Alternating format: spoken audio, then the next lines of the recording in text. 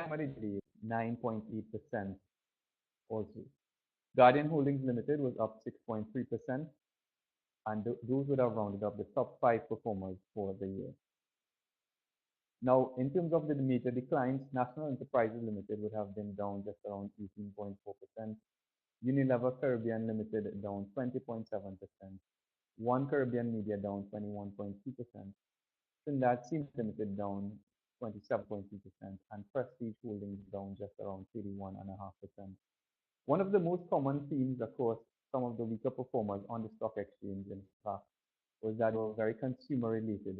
So Unilever Caribbean is a distributor of fast-moving consumer goods such as soups and other products. One Caribbean Media is in the media industry, of course, and related to advertising and would face structural trends or changes in shifts of advertising spend towards more online-driven advertising as opposed to traditional sources. Trinidad Cement Limited, of course, is related to the construction sector, and Prestige Holdings is related to the fast food and restaurant industry with brands such as Subway, KFC, and TGI. And all of these would have suffered some fairly significant declines in the past year on account of weaker consumer activity. Now, internationally, it wasn't a much better story. In terms of some of the major drivers of international market performance, the US and China and their ongoing trade tensions would have led to lower investor confidence, waning economic growth related to the trade war. The trade tensions would have also weighed on investor confidence. Higher US interest rates, a stronger US dollar, and a correction in commodity prices later in the year would have also served to reduce investor sentiment throughout the year and reduce, of course, the performance of international equity markets. And as we can see, it was a fairly negative year, and we are looking at 2018 returns in the red. In Europe, the European markets were down just around 17.1%. Asia was down about 16.4%. Latin America was down just around 9.3%. The US was down 6.2%. Now, locally, the government bonds and the Trinidad and Tobago dollar bond market was fairly inactive. The bond yields and changes in bond yields, in fact, were almost non-existent or very subtle. And if we take a look at the 10-year government bond yield, for example, that would have moved from just around 4.3% to just around 4.42% over a one-year period. So very little change there.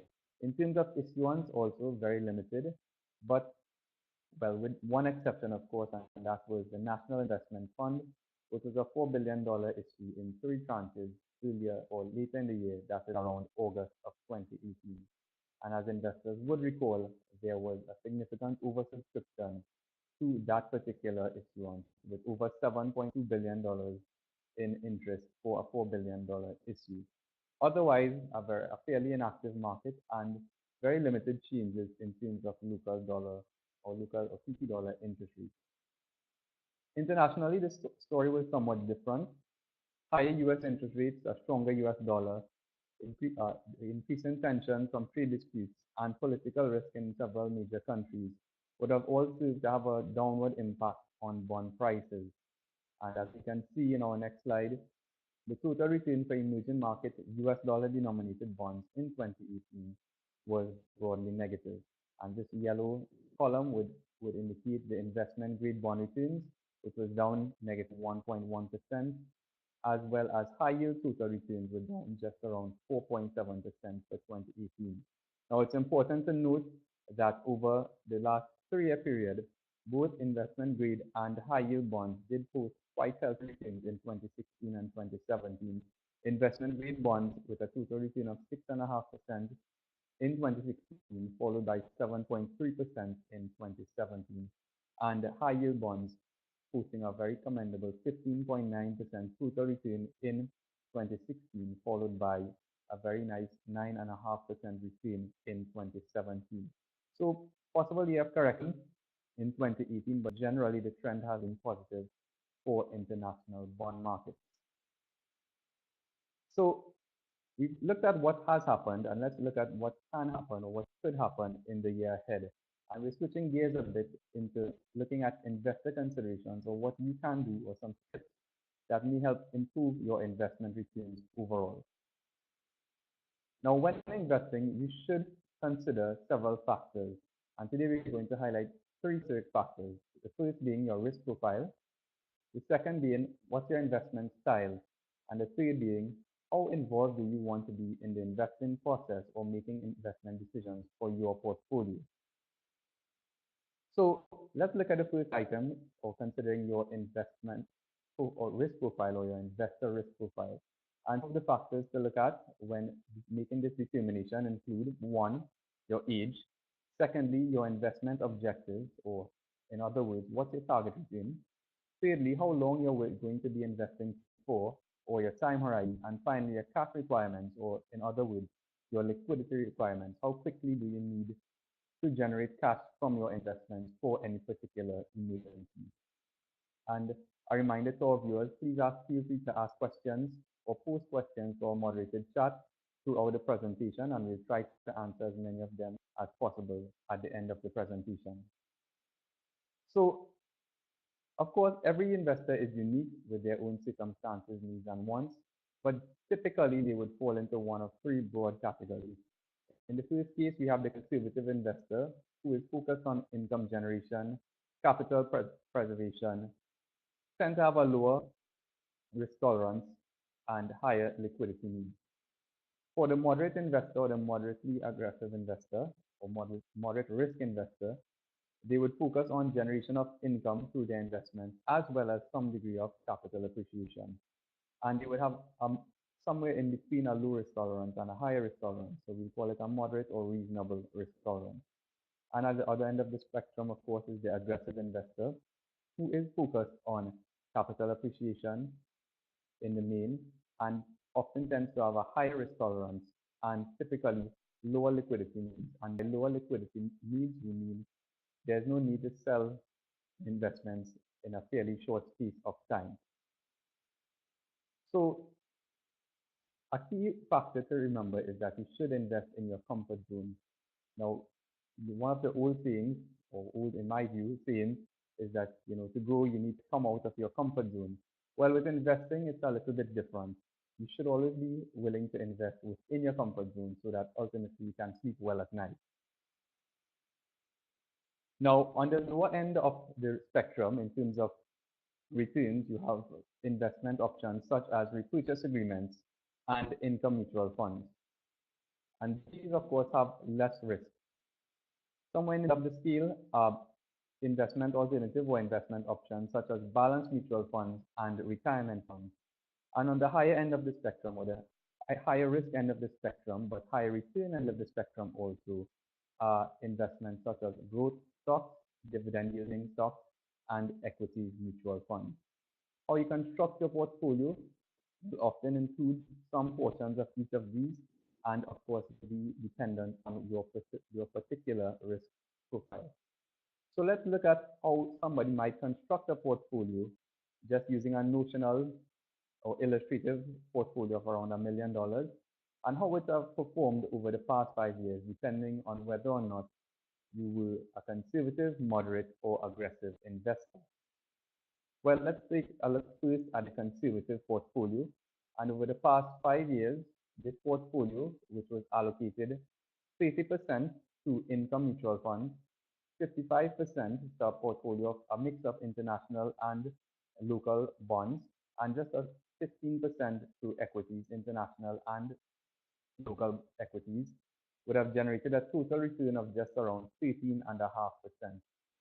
So that investment of $1 million would have translated or grown in value by just around $134,000 over the 5-year period. And this is using actual returns over the last 5 years.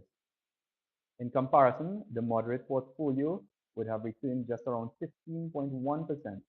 And the moderate portfolio in this case would have a very small allocation to income type funds, just around 5%, 50% to bonds, and just around 45% to equities. And again, that portfolio of $1 million would have grown by $151,000 over the 5-year period. So slightly better than the conservative portfolio. And finally, an aggressive portfolio, in which case, or in this particular example, invested 30% in bonds, local and international, and 70% in international and local equity, would have generated an overall return of 14.5% over the past 5 years, growing in value by around $145,000 over the period. Now, interestingly, the aggressive portfolio did actually perform uh, less than the moderate portfolio, and that was because over the past several years, the bond market has been generating very considerable positive returns, as we would have highlighted earlier. So we've taken a look at how you construct your portfolio based on what is your investor risk profile. But the second item we wanted to talk about today is what's your particular investing style. And it falls somewhere very often investors fall somewhere between two extremes. One, the disciplined investor, and two, the very opportunistic investor. So let's consider one particular end, the disciplined investor. A disciplined investor typically would, after determining their own risk appetite or risk tolerance or risk profile, would pick an allocation that they are most comfortable with. Changes to portfolio allocation would be there would be a fair degree of reluctance towards changing that portfolio allocation over time. And that's where the discipline comes in. So let's say, for example, you had some stocks in your portfolio and you're a conservative investor and those stocks perform very well to the extent that your allocation to the stocks or to stocks increase very significantly. The disciplined investor would probably sell some of his stock portfolio and reallocate it into other areas to rebalance his portfolio. So the allocation of our disciplined portfolios, or what percentage, in other words, they invest in equities, um, bonds, and income fund, for example, tends to stay fairly stable over time.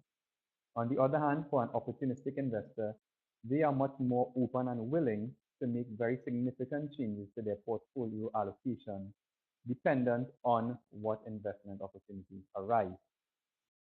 Now, a second item of distinction between to determine what your investing style is then your investment conviction. So the opportunistic investor or opportunistic styled investor, rather, tends to have a very high level of investment conviction. They tend to quickly analyze or quickly consider an opportunity, and if they feel it's good, they aggressively pursue it. On the other hand, the disciplined investor tends to be a little bit more reluctant to engage in particular investment opportunities which may not fit with their original portfolio allocation or their particular level of risk tolerance.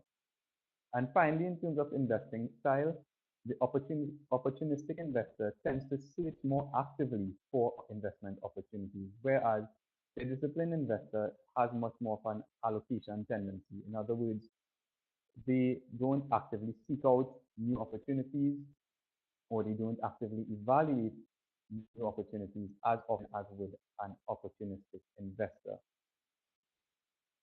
And finally, your level of involvement in 2019 and in the many years ahead, of course, will play a very important role in the level of returns that you generate. So the question you have to ask yourself is, how involved do I want to be in the investment process? And for those of us who would want to be more involved, it would include reviewing specific investment ideas, reading research publications, placing your own buy and sell orders, having a fairly sound investment knowledge, which isn't that hard to achieve in today's internet age, and making, of course, your own decisions. And if you want to be on the more involved in your investment decisions and your investment portfolio, you would lean more to a self-managed portfolio, or in other words, simply opening an investment account at any of the several investment service providers in the country, including Bourse, and making your own decisions and investing with your own decisions in mind in single stocks and bonds. On the other hand, for those of us who want to be less involved, you would want to have sort of a set it and forget it approach, meaning you really don't you really know that you want to invest, but you don't necessarily want to take the hands-on approach to investing. Now, many of us who take the less involved approach might be very sophisticated in our own professions, the medical profession, the legal profession, the engineering profession, the business profession, for example. But we may not have the level, or we may not want to have necessarily want to have the level or develop the level of investment knowledge needed to make sharper and faster investing decisions for your own portfolio. In that case, being less involved, you'd want to rely a little bit more on advice or on the management skill of some of an investment advisor that you would want to hire. And finally, for the involved investor, you would prefer to or have a tendency to make big contributions to an investment portfolio as opposed to making more lump sum type investment on a opportunistic basis over time. So for the less involved investor, something or products that might be more appealing or more suitable to this type of mindset would be things like a managed portfolio or retirement or other mutual funds where a degree of professional management or significant degree of professional management is involved with your investing. Now, to, to give an example, the less involved investor might be like myself, where or someone who may, for example, want to own a car and want to drive the car and want to make sure that the car is properly serviced, but may not necessarily want to, for example, change the oil, change the air filters, balance their own tires, etc.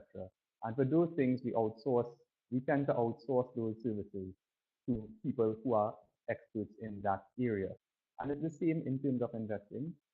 You could be more involved and tinker with your own portfolio on a daily or periodic basis, or you could be less involved and just know that it has to be done, but you rely on the professionalism of others to help you make those decisions and take the correct action.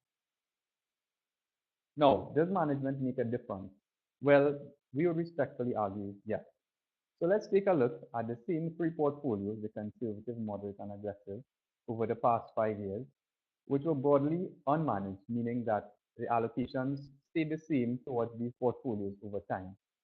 And the conservative, if you recall, would have generated a 5-year return of just around 18.5%. The moderate portfolio or the moderate investors portfolio would have generated returns of around 15.1%. And the aggressive investors portfolio just around 14.5% over that 5-year trailing period.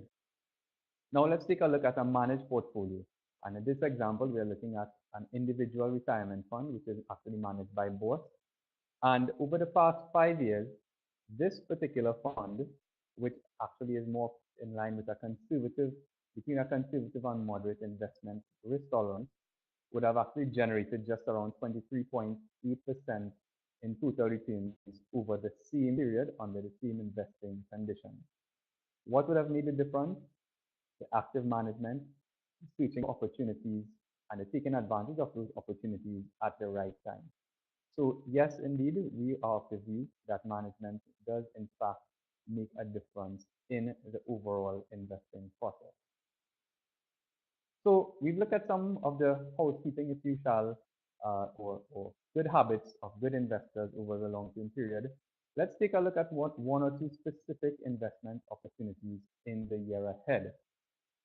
First on the agenda, well, in his last budget statement, the Minister of Finance alluded to an NIF2 type bond issuance coming in 2019.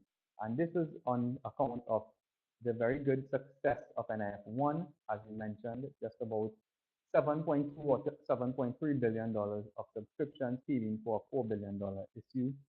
And in fact, there's a strong sentiment that there's an unsatisfied demand for bond investment in the current investment environment. The attractive features of NIF included that it was asset-backed, meaning that there were securities of almost twice the value, or twice the value, in fact, of the bonds outstanding. The tax-exempt feature, which would have appealed very significantly to the corporates or those in a higher tax bracket, and the higher yields when compared to government of Trinidad and Tobago bonds, if in fact you can find government of Trinidad and Tobago bonds to buy. And just as an example, the 10-year bond of government of Trinidad and Tobago, as mentioned, was yielding around 4.4%, whereas the 12-year bond, very fairly close in terms of maturity, of NIF was issued at a yield of just around 5.7%. So a very significant difference in return. And it gets even better when for a taxable institution when you consider the tax exempt feature. So if you are to believe the Honorable Minister of Finance, that's something to look forward to. And investors, if you have been observing what has gone on the secondary market for NIF, you would have noticed a fairly good price appreciation across all series A, B, and C, as there has continued to be very strong demand for these bonds on the secondary market. So for those investors who may have been a little bit apprehensive about how quickly they would be able to sell their bonds if they would have just NIF1, well, the proof is in the pudding, and on the secondary market, there is fairly good activity. In fact, there is much more demand, as we see, as we observe, than there is supply for NIF bonds. So with NIF2, it may very well be a case of more of the same, and that's something that bond investors can look forward to or might look forward to in 2019. Another specific opportunity in the local market relates to one's ability to access US dollars. Now, this has been quite a significant challenge for many investors. In fact, in several of our previous webinars, investors have always asked the question, how can I access US dollars? Well, there is a potential opportunity to do that. And specifically, we're referring to the potential acquisition of Sagico Financial Corporation by a company, a special purpose acquisition company called Alinvest 2 Corporation. Now, the details of there, it's a very voluminous, there are very many details surrounding the deal, but suffice it to say, Alinvest, a company listed on the Toronto Stock Exchange, is interested in acquiring all of the shares of Sagico. Sagico shareholders will receive some proportion of cash, shares in Alinvest, or both. And it's important to know that any shares of Sagico purchased after December 6th will be eligible only for an exchange of new shares and not any cash. And these shares of new Sagico, when or should the acquisition be concluded, will be listed on the Toronto Stock Exchange and traded in Canadian dollars. So why is this an opportunity for investors to access US dollars? Well, at present, Sagico is trading at a price of just a shade over $9 PT. And the proposal by Alinvest is to exchange each share of Sagico for a new share in AQI, which is Alinvest, which will eventually become new Sagico at a price effectively of US $1.60 per share, which is the equivalent of just around $10.80. So right now you can buy these Sagico shares at just around $9.05 per share PT, and you're going to get in exchange a share that is valued at the equivalent of $10.80 PT. These shares will be traded on the Toronto Stock Exchange, meaning that when you sell them, and again, this is assuming that the deal goes through, you will be receiving Canadian dollars, which can very easily be converted at prevailing international market rates to US dollars. And that gives you, the investor, the opportunity to pursue more international investments for which there's a much broader investment menu globally, be it in stock or bonds, as compared rather to the relatively restricted investing environment in PT dollar opportunities.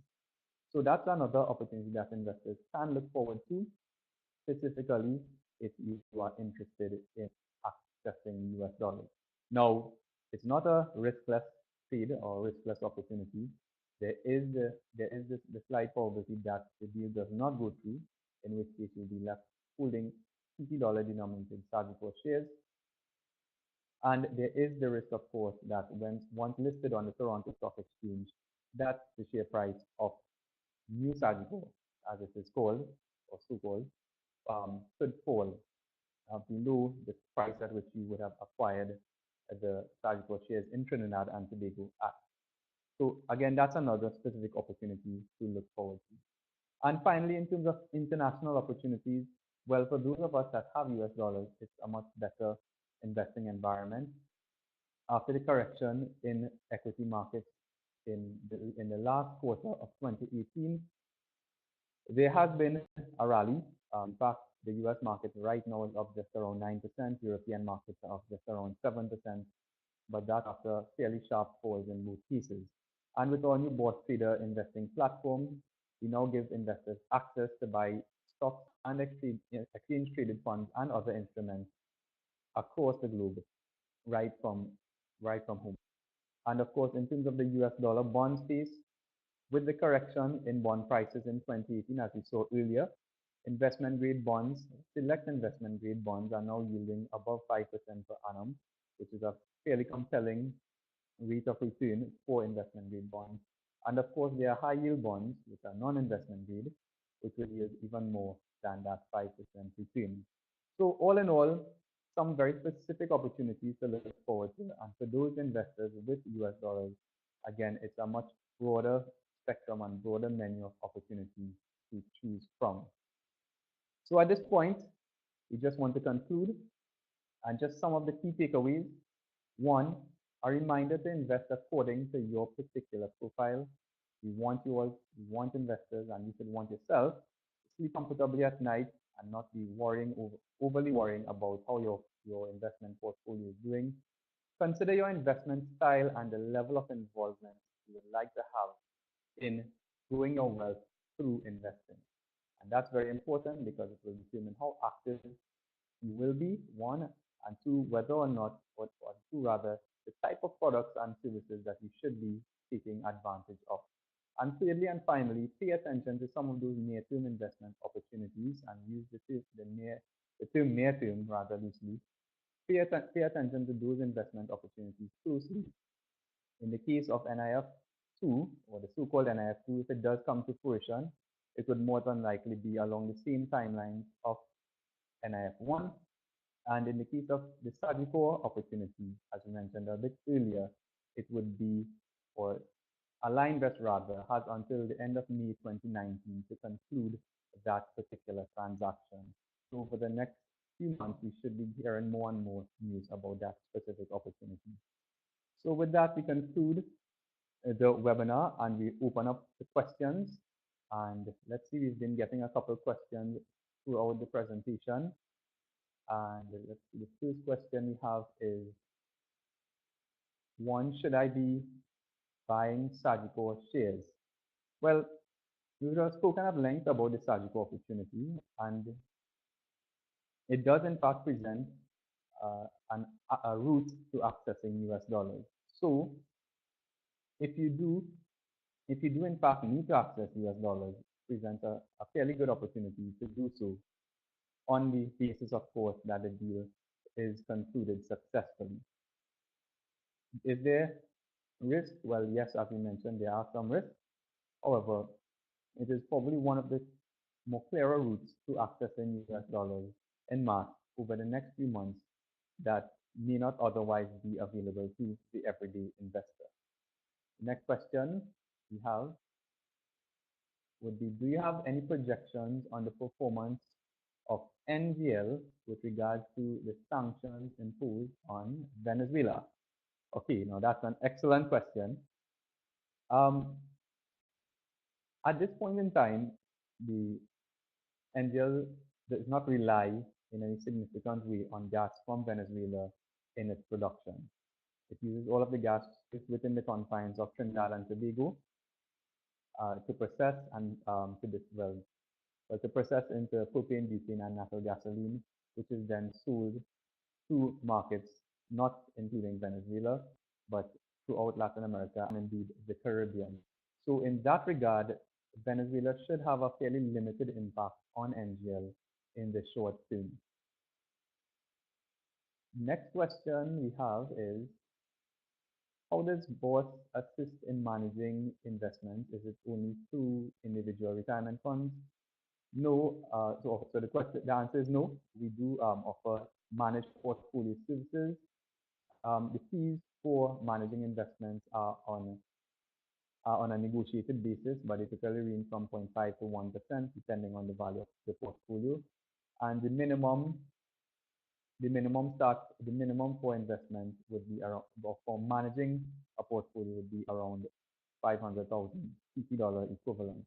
Now that's all set to change in the very near future, and it is very near again loosely, as we are unrolling our new wealth management platform as the year goes by.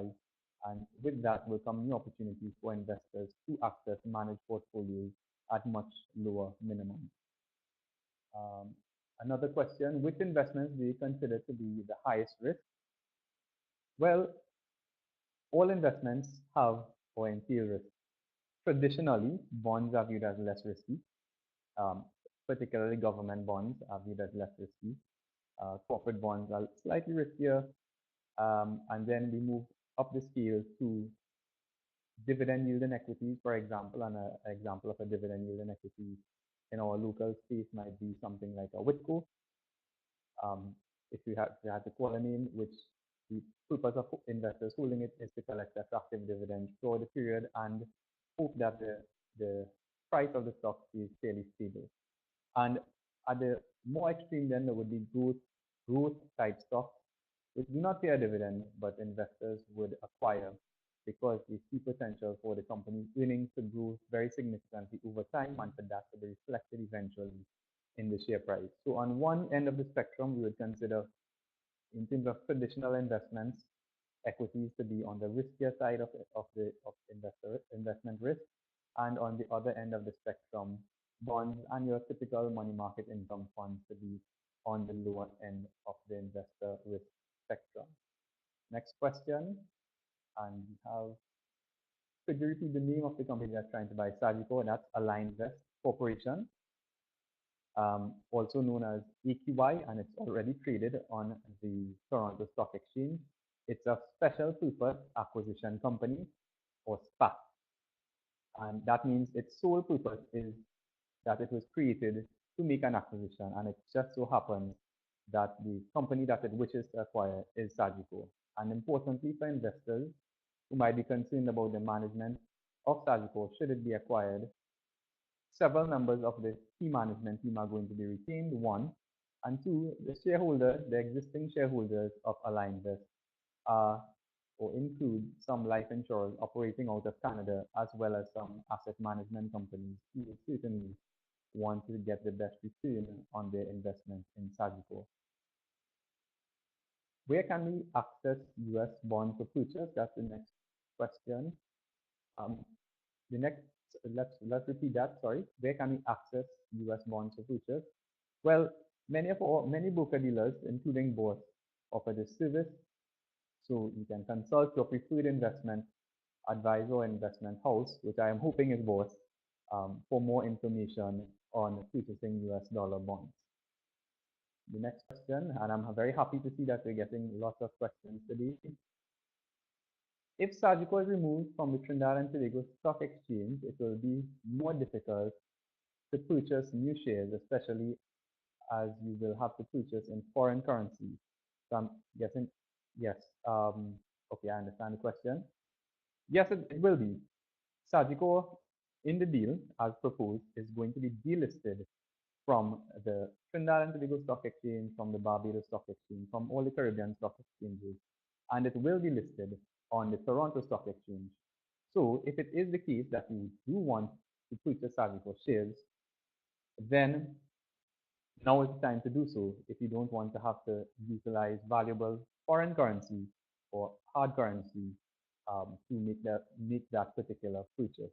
So in that regard, if you'd like to use CT dollars to buy Sagicor shares, now it's better that you make those purchases right now if you believe that the transaction is going to conclude. Next question, will the shares be subject to Canadian withholding tax? This is a question that would have been posed to Sagicor by investors previously.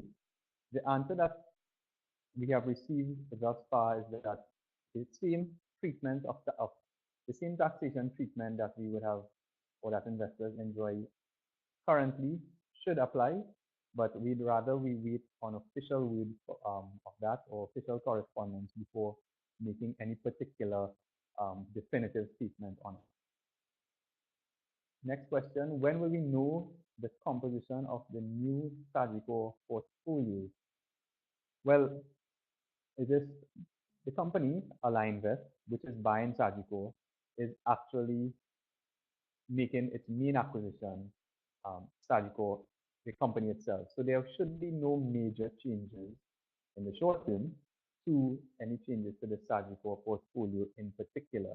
The only other change that is probably coming is that Scotia would, and this is public information, and it has been announced by Sagicor, Scotia and Sagicor would have entered into arrangement whereby they, Scotia, are selling their insurance operations to Sagicor, and in return, Sagicor is getting the exclusive right to market its portfolio of insurance products to Scotia's clients in Jamaica, I believe, and Trinidad and Tobago.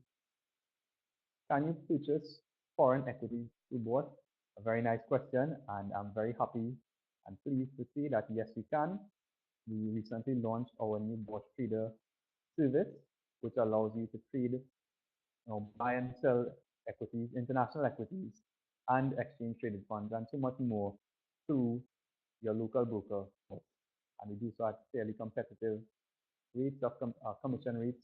And of course, you would have the advisory and trading idea generation that Bourse is or has become well known for. Do you, I'm just quoting, do you guys have short-term investment opportunities? Yes, we do. Some of these short-term investment opportunities include, again, as we spoke about on the lower risk side of things, income mutual funds such as our U.S. Investment Income Fund and our CT Dollar or even the Structured Investment Fund. And that is, as opposed to having your money, say, in the bank earning next to or very little interest, you could have it in a mutual fund where you generate at least 1.65 to 1.75% in interest per annum, have the ability to daily access your funds, and of course, your capital is preserved. Are there any plans to have an app so that purchases can be made on the fly? Well, that's something that I think that beyond Bourse is actually being pursued. I don't think it's in Bourse's place to probably disclose that at this point in time. It's not our initiative solely, but I'm sure you'll be hearing more information about that over the next few months in terms of online trading for the retail or everyday investor. In fact, in Jamaica, for example, online trading and again trading has online order placement rather has been enabled, and that to some extent has helped the stock market to improve over the past few years. Wow, the questions are coming very, very fast. When is the deal expected to close with Sagicor? All right. So as mentioned, Alinvest would have communicated and Sagicor would have communicated that they would need to close this deal by May of 2019. Now, if you look back, there is a date of record for investors of Sagicor of January 31st to be eligible to vote a special meeting, which post an announcement was published, I believe, yesterday, on which they would vote on whether or not the transaction goes forward or the transaction is concluded. So within the next few weeks, we'll be seeing developments taking place with regards to the Sagicor transaction, and it would be expected that on or before May 2019, so just about 4 months away, that deal should be concluded. Okay, any other questions? At this point, we have several questions at this point. I think for those of you who we have not been able to address your specific questions to in the webinar, we have your contact addresses and we are going to respond to you on a one-on-one basis, or maybe what we'll do is send out an FAQ to all of our viewers today to make sure that all of your questions have been specifically answered. So thank you very much again for tuning in to this edition of the Bourse webinar series. If you have any further questions, please feel free to email us at investor@boursefinancial.com or to this specific email. And of course, we are always willing and able to provide any assistance you may need in adding to your value and making your investment initiatives easier. Have yourselves a very wonderful afternoon and see you at the next edition of our Bourse webinar series. Thank you and good day.